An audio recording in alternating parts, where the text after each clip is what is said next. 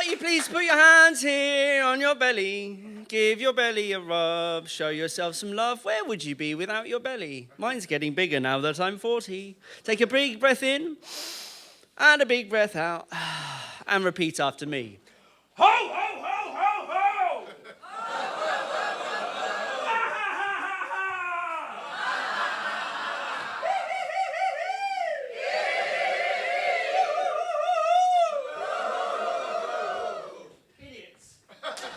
Okay, we warmed it up in there. Lovely. We've arrived now at the... By the way, I feel that is part of the oral tradition, that kind of nonsense interactivity, because it kind of like...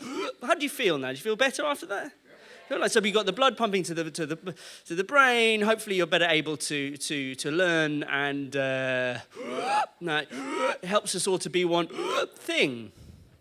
So we've arrived. Hey, we've arrived at the industrial era. Hey! Thank you, Yorkshire. The UK were the first modern industrial society. Cities like London, first city to reach over 1 million, first city ever to reach over 1 million people, thanks to modern sanitation and water usage.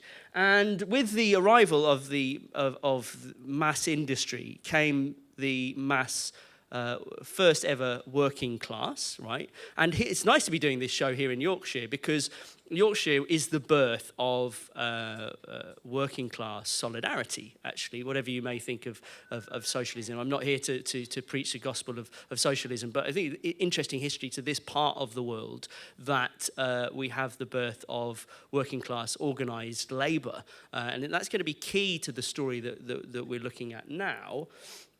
With this new thing, the working class, the way that this articulated itself and communicated itself was through culture and through songs and stories and poems and choirs and all of these things. And nowhere was that truer than with the Chartist movement. Won't go into everything that the Chartists did, but they were the first ever mass democracy movement. This is like 1830s, 1840s, so early Victorian Britain, okay? They were campaigning for democratic rights, basically, parliaments, more people with the vote, more fair kind of electoral districts, so that sort of thing. And this is a Chartist rally in London, tens of thousands of people. Look, they've got choirs up on stage, they've got orators, they've got performers up on stage, performing without amplification to mass. Imagine how badass an orator you have to be to hold your own in front of a crowd that big without amplification. More likely to be males, although there was greater female participation than was generally the case at this time in the Chartist movement.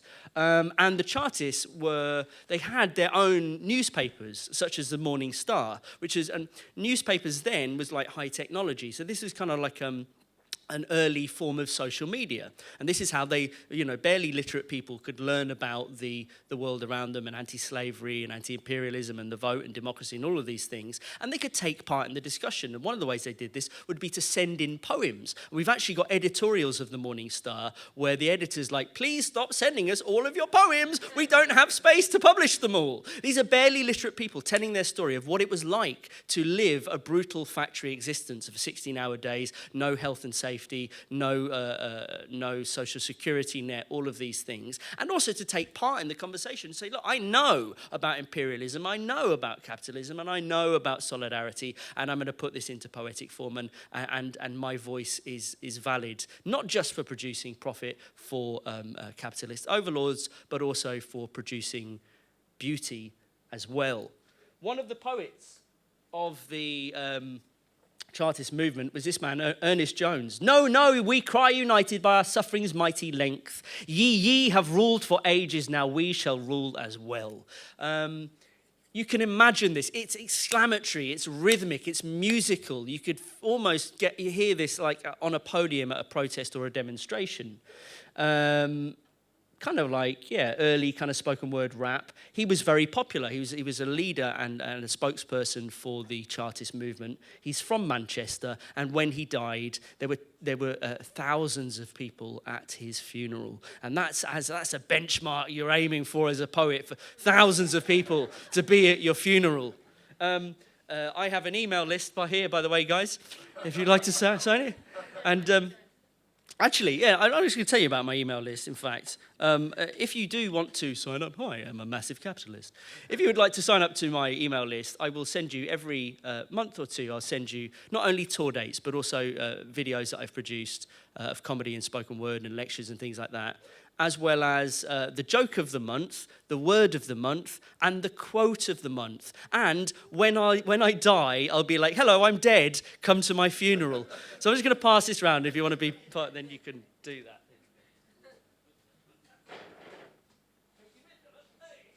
Lovely. So Ernest Jones.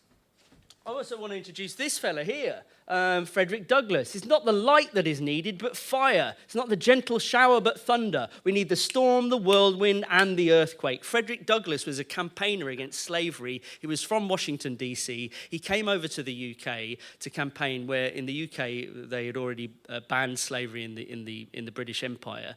And he won his freedom. He didn't get sent back to the Washington, D.C. to become a slave again because he was such a badass orator, right? He was not only a great writer, he was a great public speaker, and he would tour all the way around the UK and Ireland, and even went into the House of Commons. And there's documentation of him visiting Bristol, and people being his encouragers and shouting from the back of the audience, getting up and waving their fists and yelling whilst he was speaking. So we know he was a really incredible public speaker. And he won his freedom, and he settled here and raised a family here. Frederick Douglass. Yes, that's all I want to say about him right now.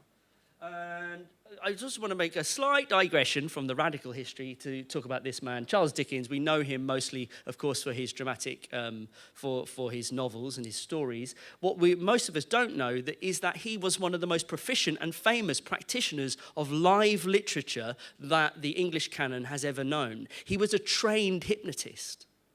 And he was known to hypnotize himself before going on stage in the same way that professional performers do visualization and breathing techniques before they go on stage.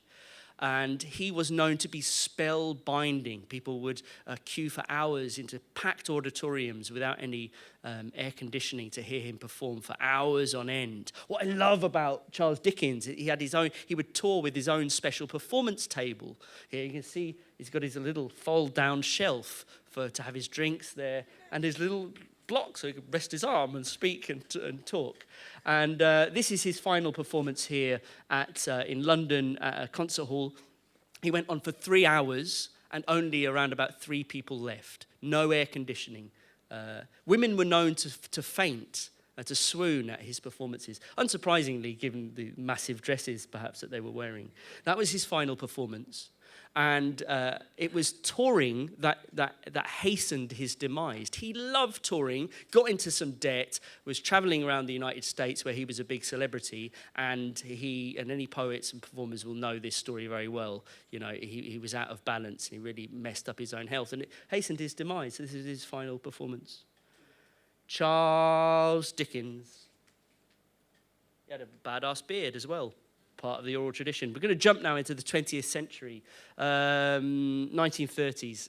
This slide really resonates with me because both my brothers have, one of my brothers has a Ukrainian fiancée and lives in Kiev. They've both been displaced from their home this year because of obvious reasons. And just as today in the 1930s, you had the resurgence of militarism and right-wing authoritarianism. It's a very volatile political time, just as it is today. Now, Hitler was arming General Franco, the Spanish dictator, who was bombing his own people. And there was a huge pan-European solidarity movement called the Popular Front movement.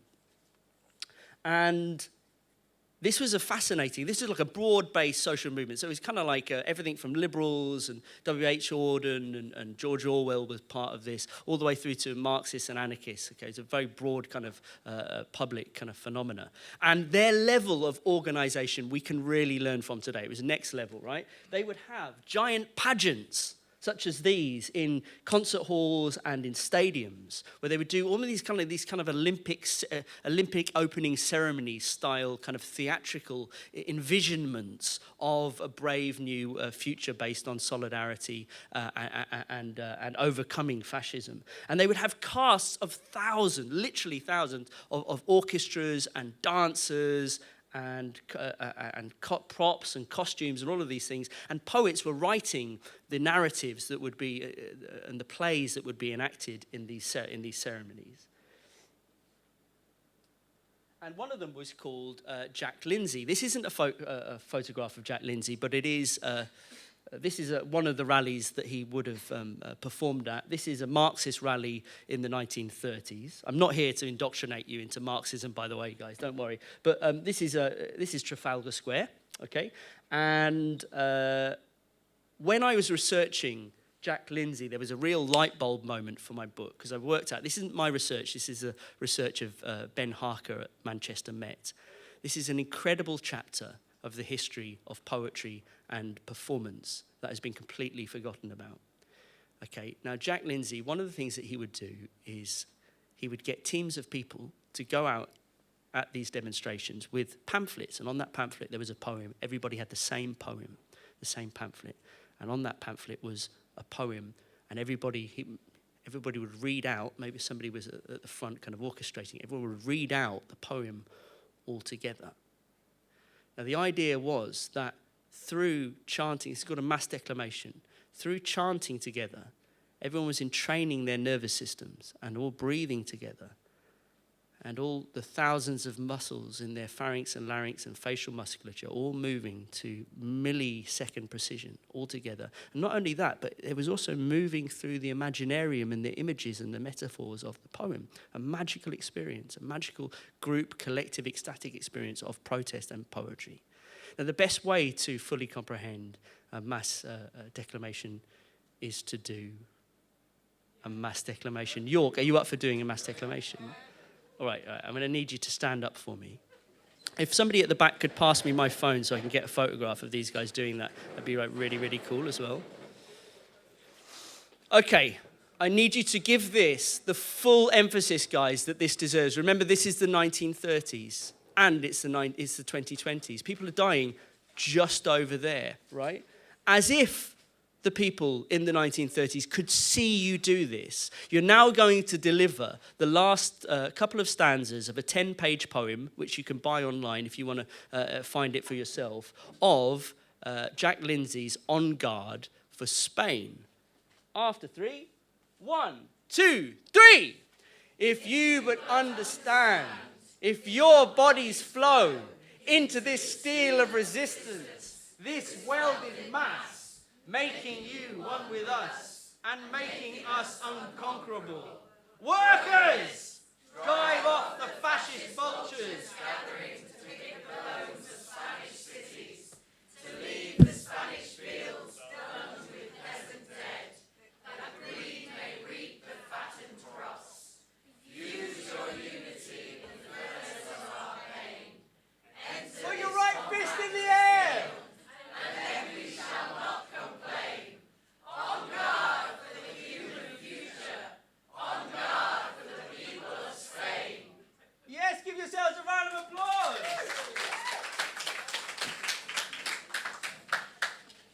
Not only are we entraining our nervous systems, we're also entraining our nervous systems with people who were doing that in the 1930s, and with all of the audiences all around the UK where I've been doing this show for the last 3 years. And that is a beautiful thing, and one of the gifts that the oral tradition can still give to us. So we're going to jump back over to the United States. We mentioned earlier about slavery. One of the effects of segregation in the American South was, or in America generally, was segregated worship. That meant that there were autonomous spaces where the West African oral tradition could germinate and grow and develop. And that gave us an incredible diaspora of oral and artistic and musical inheritances, such as gospel and blues and rap and reggae and blue and jazz and everything, many more things there besides. Now, to be a preacher in African American society is to be a form of kind of like cultural aristocracy. This phrase, cultural aristocracy, was given to me by Saul Williams, who's a spoken word artist in the United States. His father was actually a preacher from Haiti. Okay, now this is a famous preacher from the south of America, Julianne Jane Tillman. This is an incredible picture here. Look, this is, for me, whatever you may think of Christianity, this shows us what it is possible to do with the ritual of sharing words in the live context, right? This person here is in a trance state, an ecstatic, out of body, impervious to pain, it feels like they're possessed by some higher force, channeled through the orature, the artistry of live performance. Now, West Africa has a very strong tradition of ecstatic experiences, physical exuberance in the way that it worships, or many of these cultures worship, right? And if you compare that to European Christianity is odd as a religion because it's a religion that doesn't dance. That wasn't always the case. Late medieval Europe, the Pope, by papal edict, says, I don't like people getting rowdy and doing and dancing in churches. No, dangerous. That's like the mob. So they put pews in the churches, and the carnival moved out onto the streets. So we're seeing the re-entering of physical exuberance and ecstatic states through cultures such as this. Can I get an amen? Can I get an hallelujah? Actually, let's go further into this. Just put your hands in the air, just because it's fun. Put your hands in the air.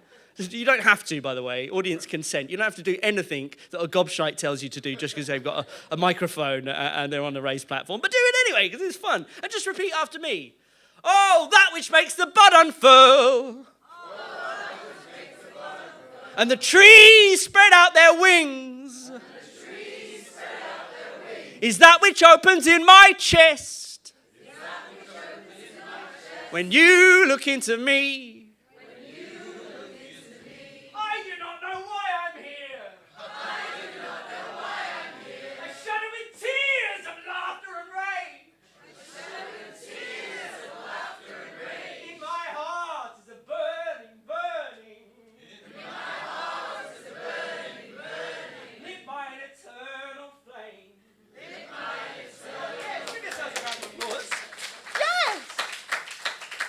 Coming straight out of these cultures was the Harlem Renaissance. In the 1920s, there was a mass migration of African Americans from the American South. Around about 1.5 African Americans went to northern cities. They were looking for work. They were also fleeing racial violence. The Ku Klux Klan had recently become a thing and already had a membership of 4 million. Just as today, there was a deepening race war in the Americas. Very, very difficult time for African Americans and an intense racial segregation.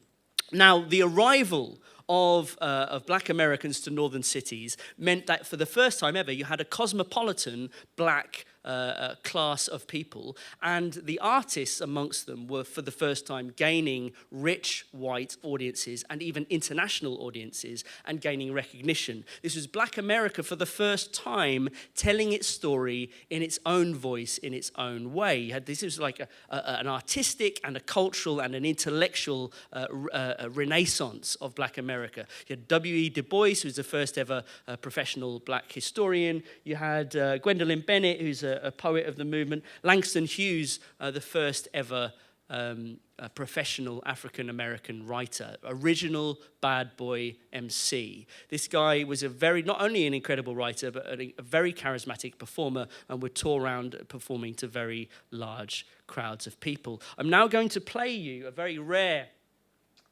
recording from his 1922 poem, I Too Sing America. I too sing America. I am the darker brother. They send me to eat in the kitchen when company comes, but I laugh and eat well and grow strong. Tomorrow I'll be at the table when company comes. Nobody'll dare say to me, eat in the kitchen then. Besides, they'll see how beautiful we are and be ashamed. I too am America. This poem ended up being right in a way that nobody could have predicted at the time. Langston Hughes was and poets around him were changing the conversation. And when you change the conversation, you change the world. This is now the post-war era, and we've got the civil rights movement. Poets such as Maya Angelou. If you want an incredible YouTube experience, just put Maya Angelou into YouTube. Malcolm X, I would also call him a poet.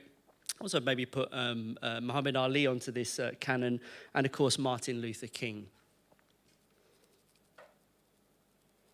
Poets, wordsmiths, orators, at the centre again and again and again of world-changing movements.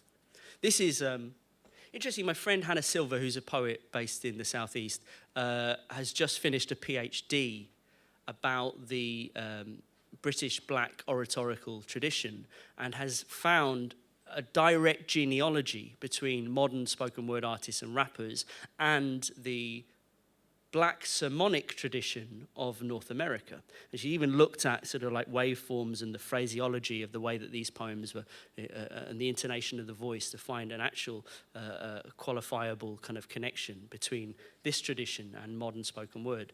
And has actually concluded that rappers and poets such as Kate Tempest have a direct connection to people like Martin Luther King that came out of black American churches. We're going to listen to a piece of oratory from the poet Martin Luther King now.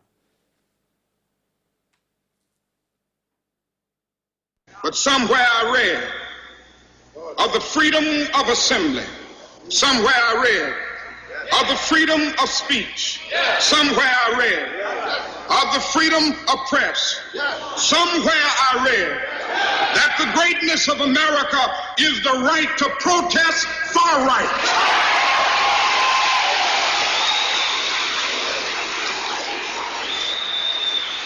And so just as I say we aren't going to let any dogs or water hoses turn us around, we aren't going to let any injunction turn us around.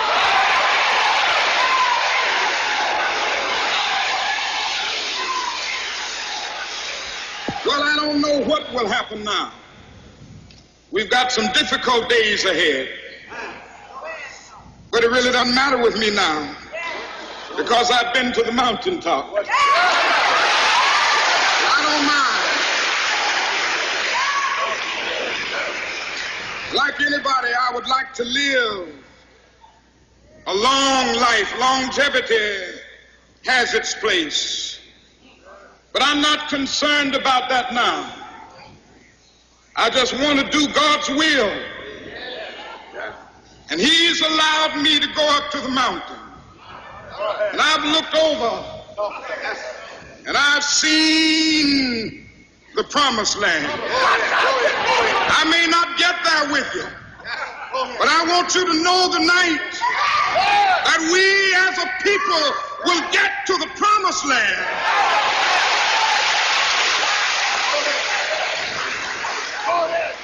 So I'm happy tonight. I'm not worried about anything. I'm not fearing any man. Mine eyes have seen the glory of the coming of the Lord. The following day, on the 4th of April, 1968, Martin Luther King was shot dead. And to this day, his words resound through history. His poetry was prophetic, it was visionary, and it was world-changing. And it was a ripening of the sermonic tradition of Black America. So we're in the 1960s, and we have perhaps one of the most fascinating and significant chapters of the history of the West. This isn't just a political revolution. It's also a cultural revolution.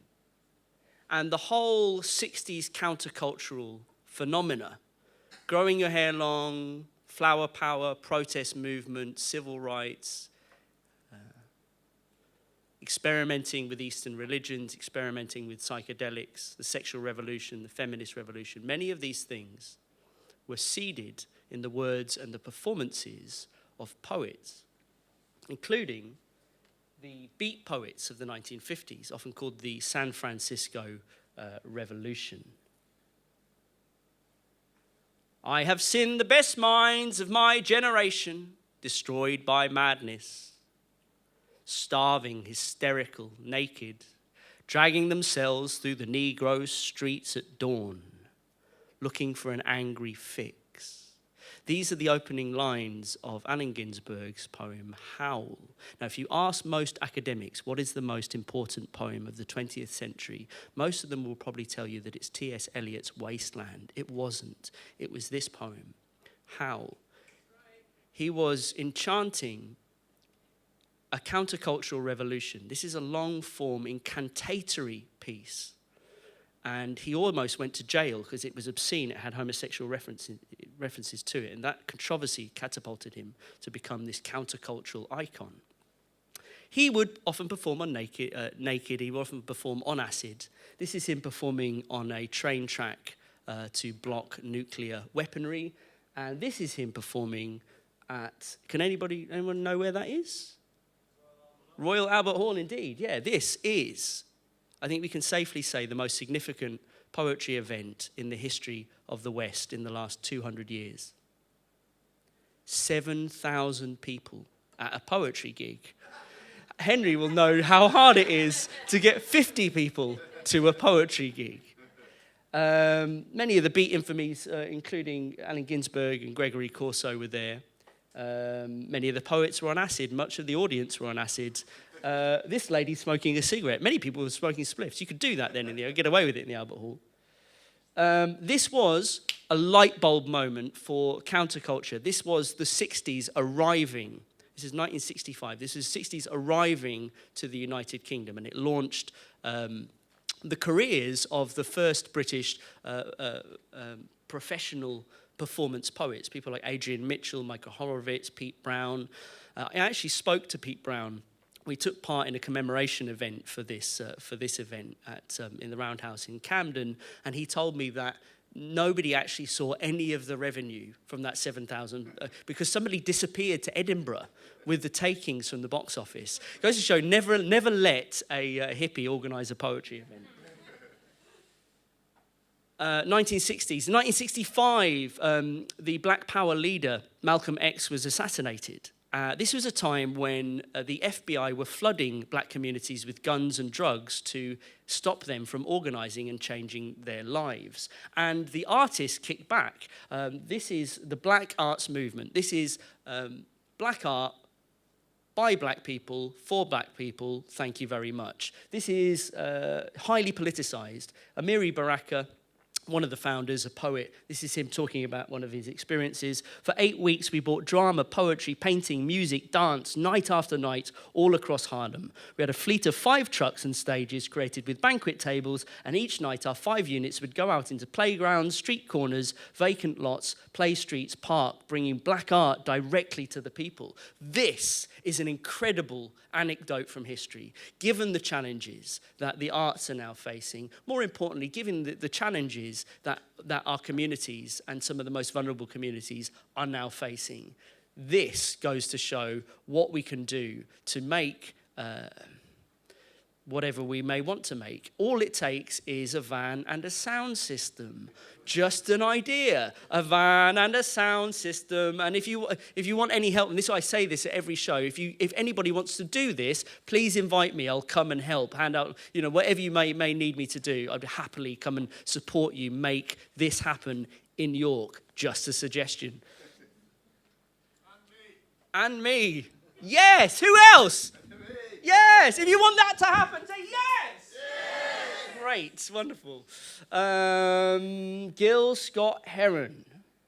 You will not be able to stay at home, brother, because the revolution will not be televised. You've got the Last Poet trio, still going to this day. They got into the top 3 of the American charts, considered so influential, they were being spied on by the FBI. If you're a political poet and you're not being spied on by the FBI, you're not doing your job properly. The Black Arts Movement. I have a question for you. Can I kick it? Yes, sir. Can I kick it? Yes, sir. I say hip hop, hip it to the hip hop, and you don't stop by rocking to the bang bang boogie. Said up jump the boogie to the rhythm of the boogity beat. We've arrived at the hip hop era, late 1970s onwards. Birthed in the economic destitution of the Bronx, went on to become the world's biggest cultural phenomena. Now, interesting origin story. There was warring gangs of blacks and Puerto Ricans. They were brought together by the warlord Africa Bambaataa, who turned them into a hip-hop collective called the Black Spades. This is a very rare photograph of the Black Spades. In the ensuing peace, the parks were safe for a party scene to emerge, and that's how we got hip-hop. Hooray! And it's not just an art form. This was a vehicle through which ordinary people could tell their story in the form of rap, alongside all of the other elements of DJing, hip-hop, breakdancing, graph, and all the other things that make hip-hop what it is. But if you were working class, and often the history of spoken word gets attributed more to rap. Actually, in the history of the UK, actually this was bigger, for the late 1970s. Another DIY grassroots musical artistic movement, the punk era, of course. If you were working class and you had something to say in the late 1970s, in the 80s and early 90s, punk very often was the vehicle through which you said it. And this was not coming from the canon. This was a roll your sleeves up, get involved. And I'm pleased to be able to bring this slide here because I know that Henry Raby identifies with the tradition of punk and the proud tradition that has given so much to orature in this country and has made spoken word performance poetry what it is. And many, many poets still identify as punk poets today on the scene. Jules Denby, Attila the Stockbroker, Sealing Wells, John Cooper Clarke. Very often they were performing during band changeovers to audiences like this. Can you imagine, like, wow, you imagine performing to an audience that's just been doing that, right? And you've got, people setting up instruments behind you. You've got to get people's attention. It's going to do something to your poetry. You've got to get people's attention. You've got to keep it. And if you don't keep it, they're going to throw something at your head. And when I say that, I mean it literally, right? This is Jules Denby talking about her experience performing as a punk poet. And also, I had no fear. Which in those days on stage, especially as a woman, you needed to have no fear, because it could be really violent, and it could be very, very confrontational, and nothing that happens to me on stage frightens me. So I was not bothered, but they would throw lighted cigarettes at you, they'd throw full cans of beer, they'd spit at you, throw glasses at you, I remember standing up in Scotland at Queen Margaret's Union or Queen Mary's Union or something anyway, some college, and literally looking at a hail of glass coming towards me. You could see it glinting, and it was just smashing and exploding on the floor around my feet, and one glass hit me in the face, like it glanced off my face, and I thought, oh, this is going to be a tough gig. Because of those risks, I'm able to do this now, because of the risks that these people were taking. I say crick, you say crack, crick, crick. I really enjoyed our Arabian Phoenix's presentation earlier, by the way. The West Indies, of course, has a very strong oral tradition, and through osmosis of transatlantic immigration, the United Kingdom got a huge dollop of that, which completely changed the experience of black poets in this country and the experience of what poetry is in this country. It was one of the poetics that changed that, and that was dub poetry, the poetic of reggae music. Reggae, of course, a revolutionary artistic movement that grew out of Jamaican independence, so post-colonial, anti-racist politics within that, within the reggae sound system. And the dub poets were articulating these ideologies, right? Jean Binta Breeze tragically died a couple of years ago, was one poet who came over from Jamaica and was performing in the former colonial plantations that had been turned into communal farms. Linton Kwesi Johnson was a Black Power member, came over and was chronicling things like the Brixton riots in 1981 with poems like The Great Insurrection. This is another dub poet who actually was born in the UK, in Birmingham, to a Jamaican family.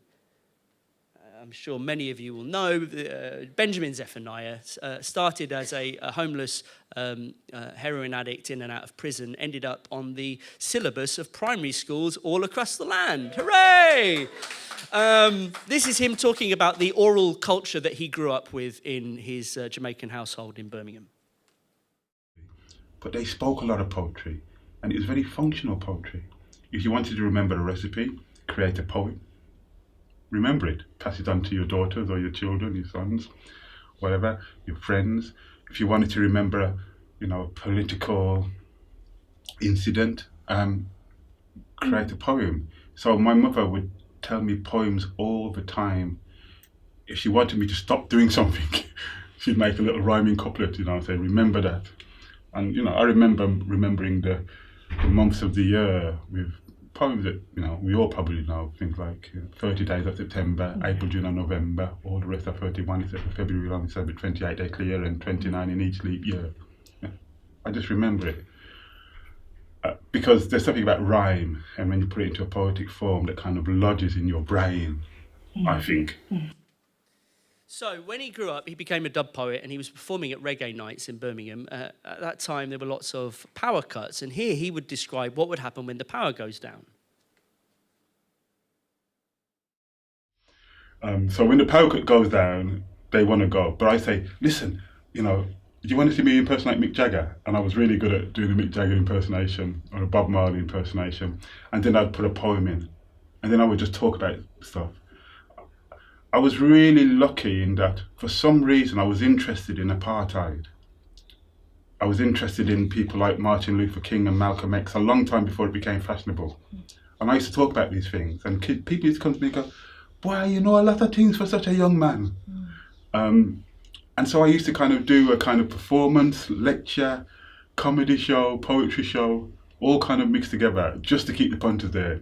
And then the electricity would come on and I'd get back on the music. So, through the words of people like Benjamin Zephaniah, you have a resurgence, or really a continuation of the ballad singer tradition. You're not just a poet, you're a political commentator, you're an educator, you're even an impersonator, you're an entertainer, right? So we're pretty much at the modern era, and I've left a few things out, but that's basically everything that's happened in the last 300,000 years of humans speaking words. Now, we have looked at a rich and very diverse history, and incredibly important history of the oral tradition. There's many, many oral traditions I've had to leave out of here because I don't have a 10-hour show to give you. And we've seen how oral poetics were stolen from West Africa and how they would explode in Northern America into a whole diaspora of things. And how sparks from that explosion, reggae, rap, gospel, blues, jazz, how sparks from that explosion would be carried on the trade winds over to Europe to help reignite the oral tradition here. Spoken word is what I call a social algorithm, a replicating formula that repeats itself again and again. Back to Homer and far beyond, the hip-hop values of peace, love, unity, freedom, and knowledge have existed around campfires and street corners for as long as those things have existed. This is an event-based art form. It's what I call an interface, right? And in this way, we give each other power. I empower you, I hope, with knowledge. You empower me by, for example, buying my book. Just a suggestion. I accidentally booked, had to book 3 separate tickets from Bristol to York because it appears I'm administratively incompetent. Somehow I actually had to do that. So if you want to support the arts, tonight's a really good time to do it. So it's an interface, and it's a way that peer-to-peer communities empower themselves, right? It's also a way that we metabolize. It's a form of social metabolism, right? This is how we process. This is how we transform ideas, stories, information, okay, testimonies, emotions. This is how we come together. This is how we dream. This is how we joy. Forms of oppression rob a people of its right to poetry, and the crisis for poetry is to create a space for poetry again and again. Whose stories get told? Who's a poet? Which poets do we teach in school? Which stories are worthy of remembering? This is the battleground of culture, which makes the world that we live in. Now, this show,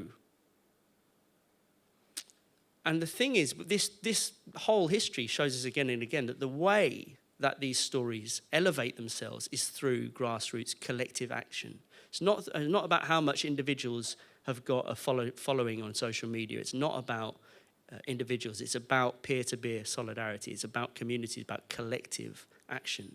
Now, this show has pointed to the moon so that we can see something beautiful and ancient.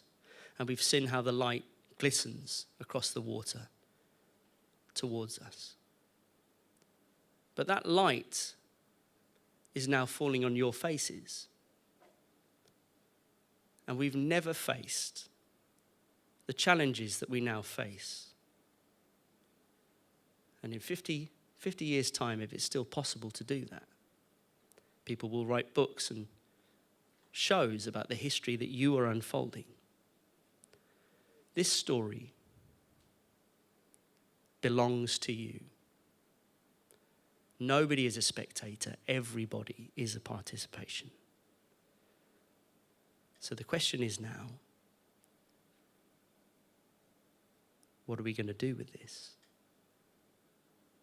York, I'd like you for the final time to stand up and put your right fist in the air. And to repeat after me. I say, who's got the power? You say, we've got the power! Who's got the power? We've got the power! Who's got the power? We've got the power! From the shamans and the griots to the ballad singers, who's got the power? We've got the power! Who's got the power? We've got the power! From the shanty singers to the chain gang singers, from the returning ships to Trafalgar Square, who's got the power? Who's got the power? From the poet over here to the poet over there, from the gobshite over here to the gobshite over there, tell me who's got the power? Who's got the power? That is the right answer. York, you've been a lovely audience. Thank you for listening.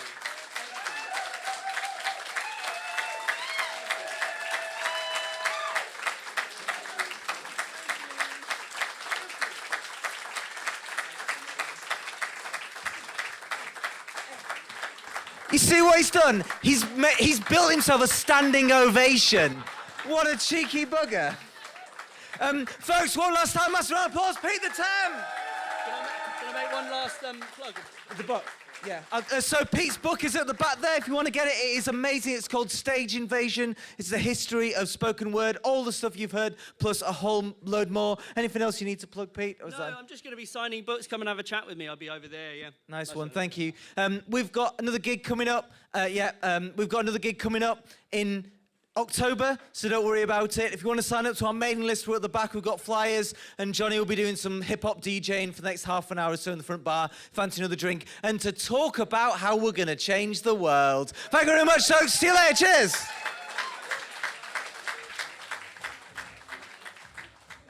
This is about the poetry. If you want to get the two together, you know,